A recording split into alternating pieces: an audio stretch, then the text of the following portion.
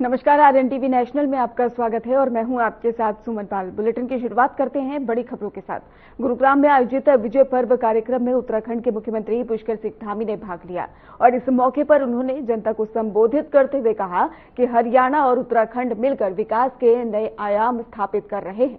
उन्होंने double engine सरकार के तहत हो रहे विकास कार्यों की भी सराहना की है और इसके साथ उन्होंने कहा कि केंद्र और राज्य सरकारें मिलकर ही जन कल्याण के लिए काम कर रही है। इसके साथ ही आपको बताते चले कि कार्यक्रम में स्थानीय विकास, बुनियादी ढांचे और जनसंपर्क को मजबूत करने पर भी जोर दिया गया और सीएम धामी ने कहा साफ तौर पर कि दोनों राज्यों के बीच में सहयोग भविष्य में और मजबूत होगा।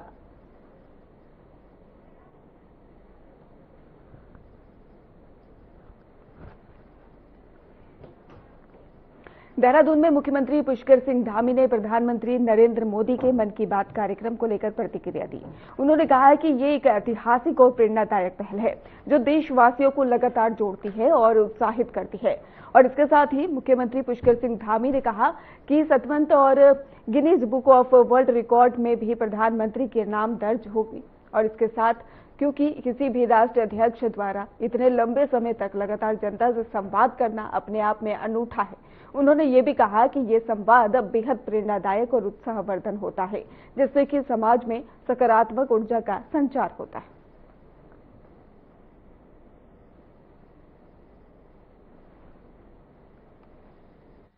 भारतीय जनता पार्टी जिंदाबाद, नरेंद्र मोदी जिंदाबाद, नरेंद्र मोदी जिंदाबाद, जय श्री राम, वंदे वंदे। मन की बात के 135वें संस्करण में आज केदार मंडल में आयोजित इस कार्यक्रम में अभी जिनका आप सबको मैंने संबोधन सुना, लगातार पूरे इस धर्मपुर विधानसभा को लगातार विकास की ओर आगे बढ़ाने वाले, विकास को समर्पित जुझारू और हमारे कर्मठ विधायक आदरणीय विनोद चमोली जी, भारतीय जनता पार्टी के हमारे यहाँ के महानगर मंडल अध्यक्ष सरिता लिंगवाल जी, दायित्व में उत्तराखंड सरकार में मेरे साथ श्री प्रताप सिंह पवार जी, श्री मुफ्ती समुन काजमी जी, महानगर उपाध्यक्ष सुनील शर्मा जी, जोत सिंह बिष्ट जी, हमारे वरिष्ठ नेता श्री आरपी रतूड़ी जी, और जिन्होंने ये बहुत सुंदर स्थान आज जहाँ पर हम मन की बात सुन रहे हैं, मुझे भी उनसे मिलने का अभी अवसर मिला। श्री खंडूरी जी, पूर्व ब्लॉक प्रमुख खेलपाल जी, मंडल प्रभारी मोहित शर्मा जी,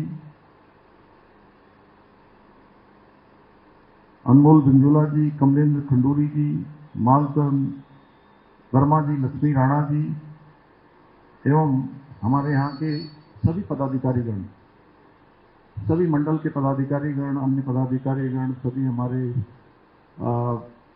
सैनिकगण, जो पूर्व सैनिकगण भी आए हैं, हमारे बूथों के अध्यक्ष,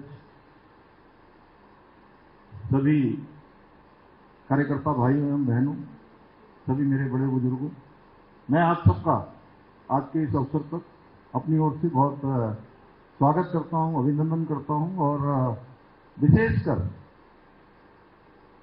अपनी मातृशक्ति का, उनको मैं विशेष रूप से वंदन करता हूं कि उन्होंने मेरे यहाँ पहुंचने पर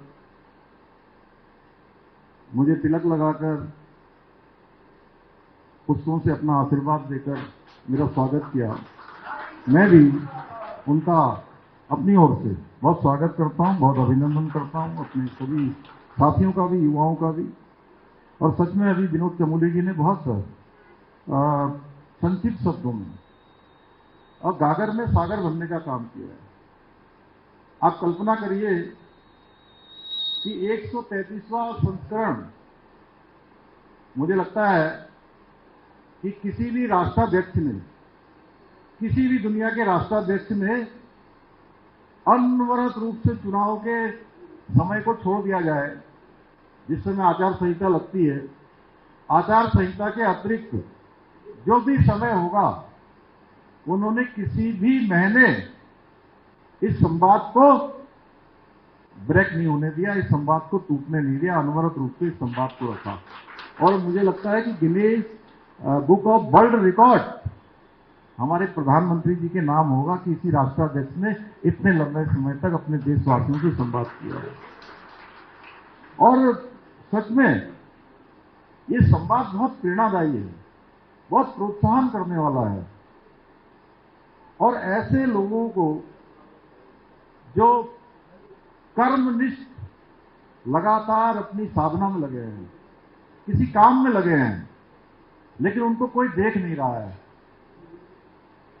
काम बहुत बड़ा कर रहे हैं लेकिन उनका नाम बड़ा नहीं है, ऐसे लोगों को पूरे देश और दुनिया के सामने लाकर उन्होंने एक तरह से एक मान्यता देने का काम, उनको पहचान देने का काम अपनी मन के कार्यक्रम के माध्यम से किया है।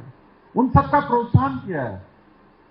और प्रोत्साहन ही नहीं, इसके साथ साथ अन्य लोगों को भी, जो लोग अनेक अनेक समाज के क्षेत्र में काम कर रहे हैं, अनेक छोटे छोटे स्थानों पर बड़े काम कर रहे हैं, ऐसे लोग जो समाज के अंतिम छोर में रहकर भी शानदार काम कर रहे हैं, उन सबके लिए बहुत बड़ी प्रेरणा है कि अपने काम करते जाइए, कभी न कभी किसी न किसी की नजर तो जरूर पड़ जाएगी। ये हम सब कार्यकर्ताओं के लिए भी है।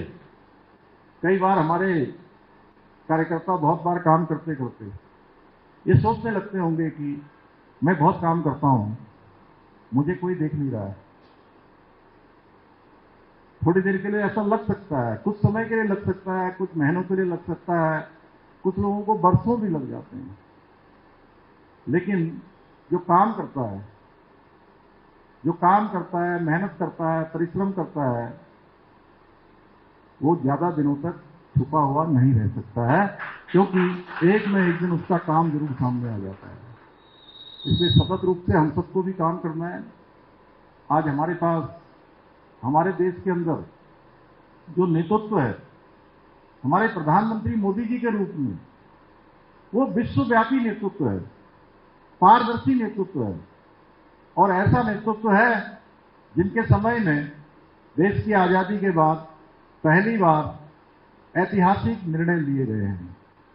और देश और दुनिया के अंदर, पूरी दुनिया के अंदर भारत का मान सम्मान हर क्षेत्र में बढ़ा है। किसी भी क्षेत्र की आप गणना करेंगे तो हर क्षेत्र में आज भारत दुनिया की एक बड़ी शक्ति बन गया है।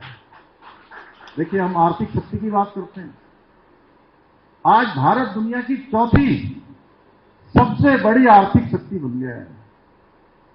आज खेल का मैदान लीजिए, आज विज्ञान का क्षेत्र लीजिए, साइंस टेक्नोलॉजी का क्षेत्र लीजिए, एआई का क्षेत्र लीजिए, रक्षा का क्षेत्र लीजिए। हम उत्तराखंड में रहते हैं, रक्षा के क्षेत्र में जहां पहले के समय में, मुझे याद है, क्योंकि हम सब लोग, ज्यादातर लोग फौजी परिवारों के हैं, कोई डायरेक्ट किसी के पिताजी नहीं होंगे, किसी के दादाजी होंगे, दादाजी नहीं होंगे तो किसी के नाना जी होंगे, किसी के चाचा नहीं होंगे तो मामा होंगे, मामा नहीं होंगे तो कोई जो है फूफा होंगे, कोई न कोई फौज से जुड़ा हुआ जरूर होगा।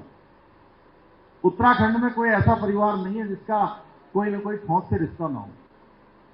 पहले लड़ाई लगती थी, लड़ाई होती थी, हम तो छोटे छोटे थे, सुनते थे कि अब छुट्टी बंद हो गई है, क्योंकि मेरे पिताजी ने भी लंबे समय तक, 2 दशक से ज्यादा, 28 सालों तक लगातार फौज में उन्होंने अपनी सेवा दी। इसलिए मैं बार बार देखता था, कहते थे अब छुट्टी बंद हो गई है, लड़ाई लगने वाली है। 65 की लड़ाई में तो मैं पैदा नहीं हुआ था, खैर उसके बाद जो 75 के बाद जितनी भी देश के अंदर इस प्रकार की चीजें हुई, उन सबको मुझे देखने का अवसर मिला। तो जब भी लड़ाई लगती थी, हमारे देश को हथियारों की जरूरत पड़ती थी, तो छोटे छोटे हथियार हमको दुनिया के दूसरे देशों से आयात करने पड़ते थे, खरीदने पड़ते थे, और बहुत सारा पैसा हमारा इन हथियारों में चला जाता था। हम उत्तराखंड में रहते हैं, यहां नेलोंग है, जादोंग है, यहां हमारा माड़ा गांव है, यहाँ मलारी है, हमारा गुंजी है, नादी है, आदि कैलाश का क्षेत्र है। ऐसे कितने क्षेत्र हैं जो हमारे आज जो है तिब्बत सीमा से लगे हुए हैं। उन सीमाओं पर रोड ही नहीं पहुंचती थी, रोड ही नहीं जाती थी। 2014 के बाद एक नई सोच देश के अंदर विकसित हुई। आज सीमाओं तक हमारी रोड भी जा रही है, रेल भी ले जाने की बात हो रही है, हवाई अड्डे भी बन रहे हैं, बिजली भी जा रही है, पानी भी जा रहा है, हर प्रकार की सुविधाएं जा रही हैं। इसका उदाहरण है माड़ा के आगे तक रोड चली गई, मलारी तक रोड चली गई, नेलोंग जादौन जैसे गांव अब दोबारा से बसाने की ओर है, दोबारा से फिर से उनको बसाया जा रहा है। आदि कैलाश स्वयं प्रधानमंत्री जी जाते हैं हमारे। अंतिम गांव जहां जिसको कहते थे माड़ा गांव, उस गांव को वहां जाकर उन्होंने पहले गांव की संज्ञा दी। आज इस तरह से विकास हो रहा है, देश की सुरक्षा पर ध्यान दिया जा रहा है। आज हथियार हम खरीदते नहीं है, लड़ाई लगती है तो आज दुनिया के दूसरे देश हमारे देश के हथियार खरीद रहे हैं। आज भारत दुनिया के प्रथम श्रेणी के जो हथियारों के निर्यातक देश हैं, उन देशों में हमारी गिनती हो गई है। तो इस क्षेत्र में भी हम आत्मनिर्भर हो रहे हैं। अब देखिए नया भारत बन रहा है। हमारे प्रधानमंत्री जी का हमारे उत्तराखंड से बहुत लगाव है। कोई ऐसा विशेष अवसर नहीं होता है जब प्रधानमंत्री जी हमारे राज्य के किसी न किसी स्थान को याद न करते हो या अपने स्मरण में न लाते हो। हमारी ब्रह्म कमल की टोपी प्रधानमंत्री जी ने पहनी और उसके बाद आज पूरे विश्व में हमारी वो टोपी जो है प्रसिद्ध हो गई। पूरी दुनिया में लोग पहन रहे हैं। मैं उत्तराखंड के जितने भी कार्यक्रमों में देश के अंदर भी गया और विदेशों में भी गया, मैंने वहां देखा कि हमारी जो बहनें हैं, आज मुझे बड़ा अच्छा लग रहा था कि परंपरागत अपनी वेशभूषा में यहां पर थी। इसी प्रकार से हमारे जो पुरुष वर्ग के लोग हैं वो अपनी टोपी धारण करके हर जगह रहते हैं। दुनिया के देशों में जाते हैं हम, तो प्रधानमंत्री जी हमारे राज्य को हमेशा याद करते हैं। और मन के संस्करण में भी कभी उन्होंने उत्तरकाशी का नाम लिया, कभी माणा का लिया, कभी हमारी जो यात्रा चल रही है, चारधाम यात्रा अभी चल रही है, चारधाम यात्रा का भी वो जिक्र करते हैं। पहले प्रधानमंत्री हैं जिन्होंने मां गंगा के मायके में मुखुआ में गए हो और हमारी शीतकालीन यात्रा को उन्होंने एक पूरे देश दुनिया में उसको प्रसिद्ध कर दिया। और देखिए आने वाले समय में 6 महीने का जो काम होता था यात्रा का, 6 महीने व्यापार चलता था, 6 महीने बंद हो जाता था। अब वो व्यापार पूरे साल भर का हो गया। धीरे धीरे पूरे साल भर यात्रा हो रही है। कपाट बंद हो जाते हैं लेकिन जो गद्दी स्थल है, चाहे हमारा पांडुकेश्वर है, चाहे वो ओंकारेश्वर ऊखी मठ है या हमारा गंगा जी। बुलेटिन में फिलहाल रुकेंगे एक छोटे से ब्रेक के लिए।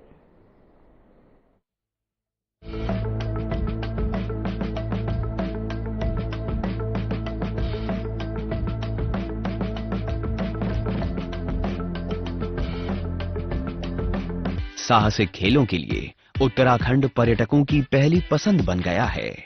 पहाड़ से नीचे उतरती गंगा नदी के तेज बहाव में रोमांचक राफ्टिंग पहले से ही राज्य की एक पहचान है। उत्तराखंड सरकार के प्रयास से गंगा के बाद काली नदी में भी राफ्टिंग का रंग जमने लगा है।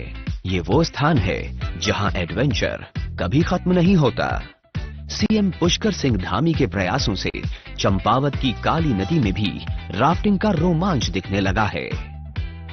साहसिक खेलों के विस्तार की असीम संभावनाओं को देखते हुए सरकार ने कई प्रयास किए। पहाड़ों के खुले आसमान में रंग बिरंगे ग्लाइडर्स उड़ने लगे हैं। पर्यटक खुले आसमान में उड़कर रोमांचित होने लगे हैं। उत्तराखंड में ऐसी दर्जनों साइट्स खोजी गई हैं जो भविष्य में साहसिक खेलों की नई पहचान बनने जा रही हैं। साहसिक खेलों के जरिए उत्तराखंड में रोजगार के नए मौके भी विकसित होने लगे हैं। सरकार की तरफ से युवाओं को साहसिक खेलों का प्रशिक्षण दिया जाने लगा है। वीर चंद्र सिंह गढ़वाली पर्यटन स्वरोजगार योजना के अंतर्गत न सिर्फ किफायती दरों पर लोन उपलब्ध कराया जा रहा है, बल्कि सब्सिडी भी दी जा रही है। मैं पिछले 2 साल से ये कोर्स कर रही हूँ। इस कोर्स को करने के लिए हमें रोजगार मिलेगा, हमें बाहर नहीं जाना पड़ेगा। हम अपने उत्तराखंड में नई साइट खोल सकते हैं, यहाँ रोजगार बढ़ा सकते हैं और हमें देख के और भी आ सकते हैं। यहाँ हमें बहुत सपोर्ट कर रही है उत्तराखंड टूरिज्म। और अभी यहाँ पे हम चंपावत पे आए नई साइट विजिट करने के लिए। ऊंचाई से कूदने पर यहाँ कई बार साहस डगमगाने लगता है। रोंगटे खड़े कर देने का अनुभव भी यहाँ मिलता है। लेना हो लहरों को चीरने का अनुभव, हवा से बातें करने का हो मन, ऊंचाई से छलांग लगाने का है दम, तो चले आए उत्तराखंड।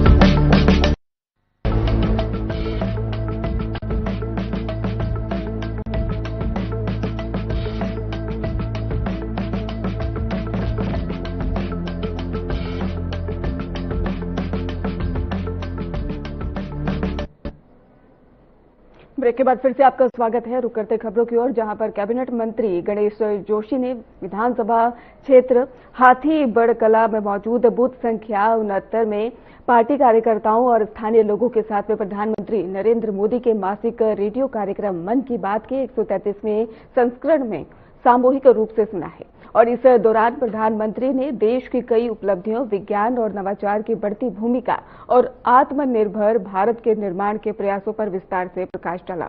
मंत्री गणेश जोशी ने कहा कि मन की बात कार्यक्रम देशवासियों के लिए प्रेरणा का स्रोत है। ये समाज में जागरूकता और सकारात्मक सोच बढ़ाता है। उन्होंने लोगों से इसे नियमित सुनने और राष्ट्र निर्माण में सक्रिय भागीदारी की अपील की।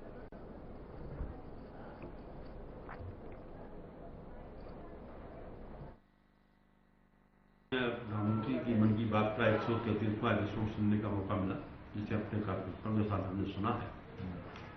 और जितनी बार आप मन की बात सुनते हैं, कुछ ऐसे नए विषयों की जानकारी हमको होती है जो हमें पहले नहीं होती।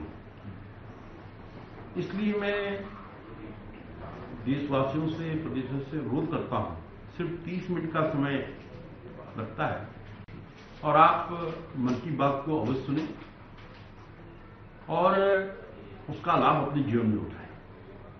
यही मैं लोगों से निवेदन करना चाहूंगा, क्योंकि मैंने जितनी बार भी मन की बात सुनी है, कुछ ऐसे विषय जिनको हम तक नहीं जानते, आज तक नहीं जानते थे, हमारी जानकारी में।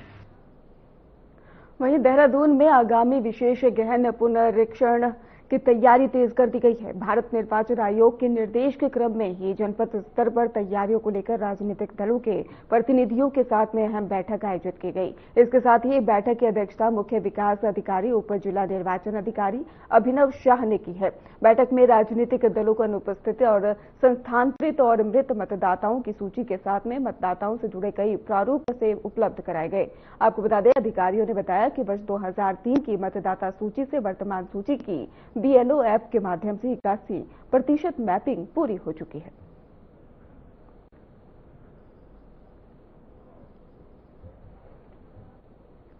हेमकुंड साहिब यात्रा आधिकारिक तारीख घोषित कर दी गई है और इस वर्ष श्रद्धालुओं के लिए कपाट 23 मई को खोल दिए जाएंगे और जबकि पहला जत्था 20 मई को रवाना होगा। यात्रा की तैयारियों को लेकर मुख्यमंत्री पुष्कर सिंह धामी और ट्रस्ट अध्यक्ष के बीच में मुख्यमंत्री आवास में अहम बैठक की गई। आपको बता दें, बैठक में यात्रा व्यवस्था, श्रद्धालुओं की सुविधा और सुरक्षा उपायों पर विस्तार से चर्चा की गई और सरकार ने स्पष्ट किया कि तीर्थयात्रियों की सुरक्षा सर्वोच्च प्राथमिकता रहेगी। मुख्यमंत्री को यात्रा शुभारंभ कार्यक्रम में शामिल होने के लिए आमंत्रण भी दिया गया।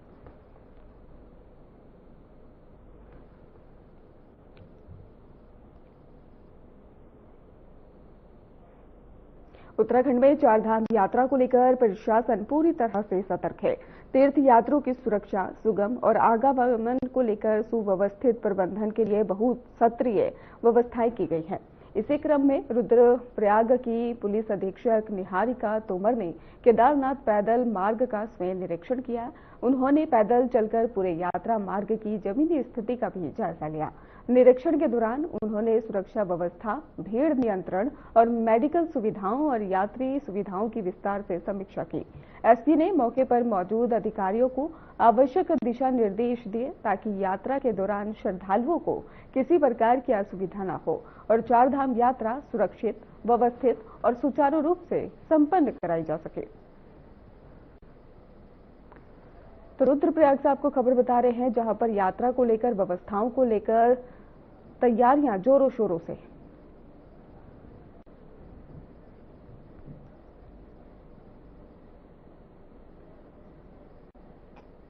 हल्द्वानी के कोतवाली क्षेत्र में फायरिंग की घटना से हड़कंप मच गया। एक कार सवार व्यक्ति ने अचानक से गोली चला दी और जिससे एक व्यक्ति और उसका पोता बाल बाल बच गया। गोली घर की सीढ़ियों पर जाकर लगी, जिससे बड़ा हादसा टल गया। घटना के बाद इलाके में अफरा तफरी मच गई।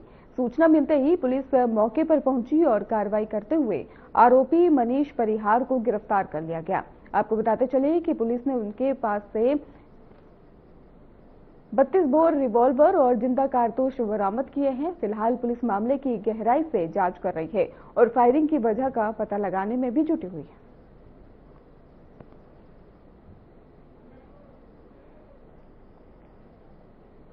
ऋषिकेश में ट्रांजिट कैंप का औचक निरीक्षण करते हुए पर्यटन और धर्मस्व मंत्री सतपाल महाराज ने व्यवस्थाओं की समीक्षा की। इस दौरान ही उन्होंने पुलिस कंट्रोल रूम में वायरलेस सेट न होने पर नाराजगी भी जताई। एसएसपी को तत्काल व्यवस्था सुधारने के भी निर्देश दिए। मंत्री ने यात्रियों से बातचीत कर उनकी सुविधाओं का भी जिक्र किया और आपको बता दें कि इसके साथ व्यवस्थाओं पर संतोष जताया। उन्होंने कहा कि चारधाम यात्रा को सुरक्षित, स्वच्छ और व्यवस्थित बनाना सरकार की प्राथमिकता है।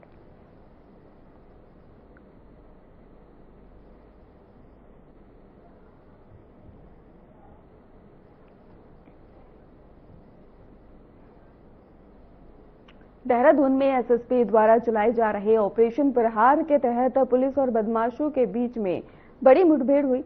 थाना बसंत विहार क्षेत्र के हरबंशवाला में चेकिंग के दौरान बिना नंबर स्कूटी सवार 2 बदमाशों ने पुलिस पर फायरिंग कर दी।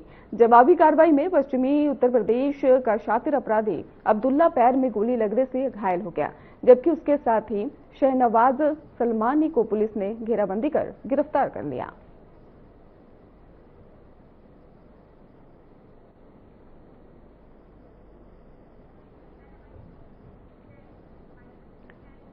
फिलहाल खास बुलेटिन में बस इतना ही। आप देखते रहिए RN टीवी नेशनल।